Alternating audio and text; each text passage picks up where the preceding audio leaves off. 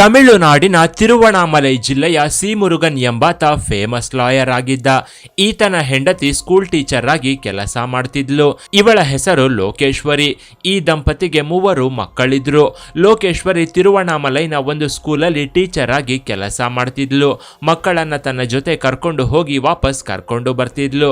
ಮುರುಗನ್ ಸಹ ಕೇಸ್ಗಳ ಮೇಲೆ ಕೇಸ್ಗಳನ್ನ ಡೀಲ್ ಮಾಡ್ತಾ ತುಂಬಾನೇ ಬ್ಯುಸಿಯಾಗಿರ್ತಿದ್ದ. ಆದ್ರೆ ಈತ ಎಷ್ಟೇ ಬ್ಯುಸಿ ಇದ್ರೂ ಕೂಡ ಹೆಂಡತಿ ಮಕ್ಕಳನ್ನ ಯಾವತ್ತಿಗೂ ಕಡೆಗಣಿಸಿದವನಲ್ಲ.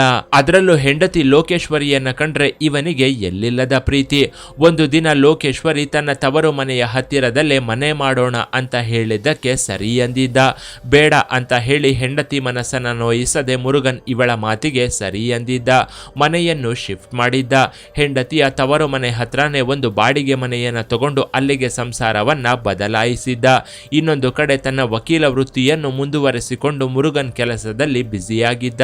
ಈತ ಒಂದು ಫಿಲಂ ಪ್ರೊಡಕ್ಷನ್ ಕಂಪನಿಗೆ ಲೀಗಲ್ ಅಡ್ವೈಸರ್ ಆಗಿ ಕೆಲಸ ಕೂಡ ಮಾಡ್ತಿದ್ದ. ಮುರುಗನ್ ಹೆಂಡತಿ ಸ್ಕೂಲ್ ಟೀಚರ್ ಆಗಿದ್ರಿಂದ ದಿನ ನಡ್ಕೊಂಡೆ ಸ್ಕೂಲ್ಗೆ ಹೋಗಿ ಬರ್ತಿದ್ಲು. ಒಂದು ದಿನ ಮಕ್ಕಳಿಗೆ ಸ್ಪೆಷಲ್ ಕ್ಲಾಸ್ ಇದ್ದಿದ್ರಿಂದ ಲೋಕೇಶ್ವರಿ ಒಬ್ಬಳೇ ಬರ್ತಿದ್ಲು. ಅದೇ ಟೈಮಲ್ಲಿ ಷಣ್ಮುಖರಾಜನ್ ಅನ್ನೋ ಒಬ್ಬ ವ್ಯಕ್ತಿ ಇವಳ ಕಣ್ಣಿಗೆ ಬಿದ್ದಿದ್ದ.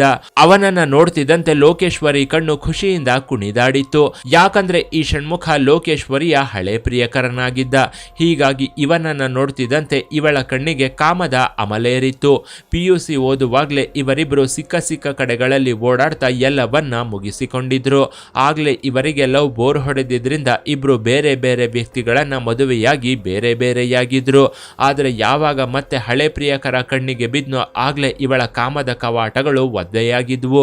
ಹಳೆ ದಿನಗಳು ಮೆಲುಕು ಹಾಕ್ತಾ ಮಜಾ ಮಾಡೋ ಆಸೆ ಇಬ್ರಲ್ಲೂ ಹುಟ್ಟಿಕೊಂಡಿತ್ತು. ಅಂದು ಭೇಟಿಯಾದ ಇವರಿಬ್ರು ಮತ್ತೆ ಒಂದಾಗಿದ್ರು. ಅಂದಿನಿಂದ ಇಬ್ರು ಸೀಕ್ರೆಟ್ ಆಗಿ ಮೀಟ್ ಆಗೋಕೆ ಶುರು ಮಾಡಿದ್ರು. ಷಣ್ಮುಖನಿಗೆ ಒಂದು ಪ್ರಿಂಟಿಂಗ್ ಪ್ರೆಸ್ ಇತ್ತು.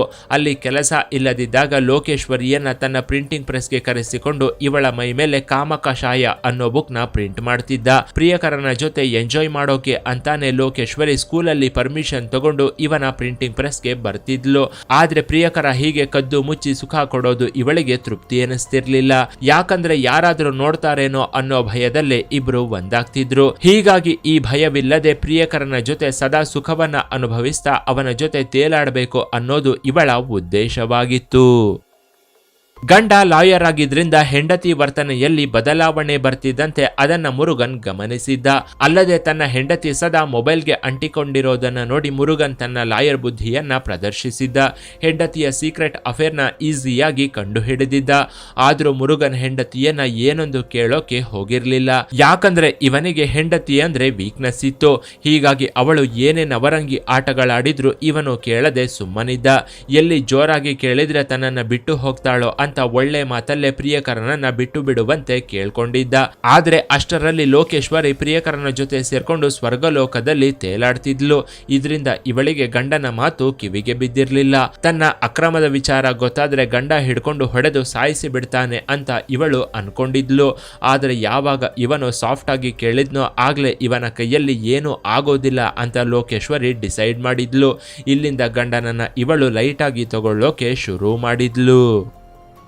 ಸುಳ್ಳಿನ ಕೋಟೆಯನ್ನ ಕಟ್ಕೊಂಡು ಈ ಇಬ್ಬರು ಹಳೆ ಪ್ರೇಮಿಗಳು ಬೆತ್ತಲಾಗ್ತಿದ್ರು.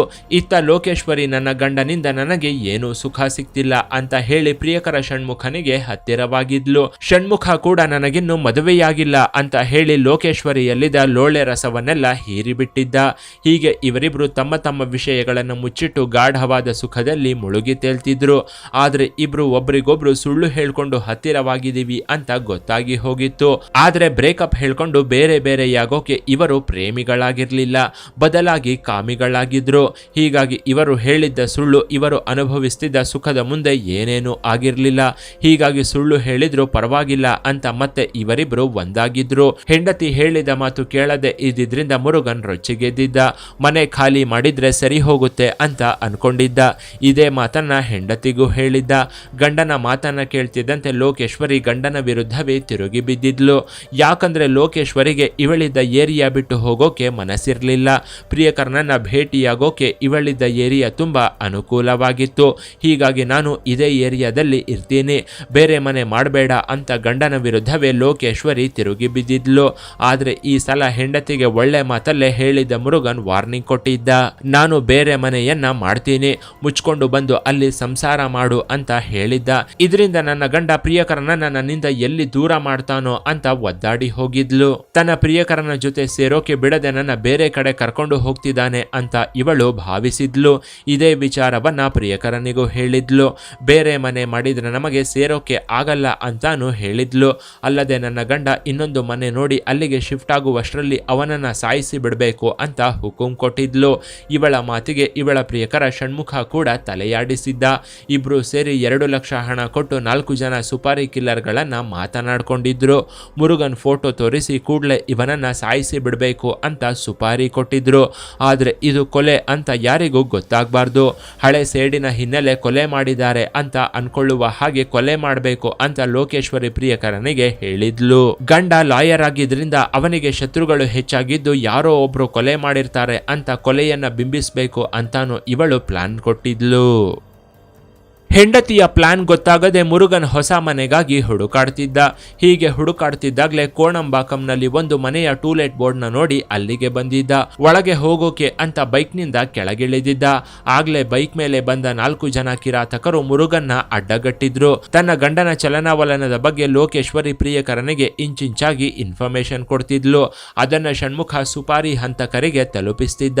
ಅಂದು ಮುರುಗನ್ನ ಸುತ್ತುವರೆದ ಕಿರಾತಕರು ಮಚ್ಚುಲಾಂಗ್ನಿಂದ ದಾಳಿ ನಡೆಸಿ ಮುರುಗನ್ನ ಕೊಚ್ಚಿ ಕೊಲೆ ಮಾಡಿದ್ರು. ತನ್ನ ಮೇಲೆ ದಾಳಿ ನಡೀತಿದ್ದಂತೆ ಮುರುಗನ್ ಚೀರಾಡಿದ್ದ. ಇವನ ಚೀರಾಟ ಕೇಳಿ ಅಕ್ಕಪಕ್ಕದ ಮನೆಯವರು ಹೊರಗೆ ಓಡಿ ಬಂದಿದ್ರು. ಆದ್ರೆ 4 ಜನರ ಕೈಯಲ್ಲಿದ್ದ ಲಾಂಗ್ಗಳನ್ನ ನೋಡಿ ಭಯ ಪಟ್ಟಿದ್ರು. ಹೀಗಾಗಿ ಯಾರೊಬ್ರು ಇವನ ಹತ್ರ ಹೋಗೋಕೆ ಧೈರ್ಯ ಮಾಡಿರ್ಲಿಲ್ಲ. ಮುರುಗನ್ ಮೇಲೆ ಮಾರಣಾಂತಿಕವಾಗಿ ದಾಳಿ ಮಾಡಿದ್ದ ಆ ಕಿರಾತಕರು ಅಲ್ಲಿಂದ ಪರಾರಿಯಾಗಿದ್ರು.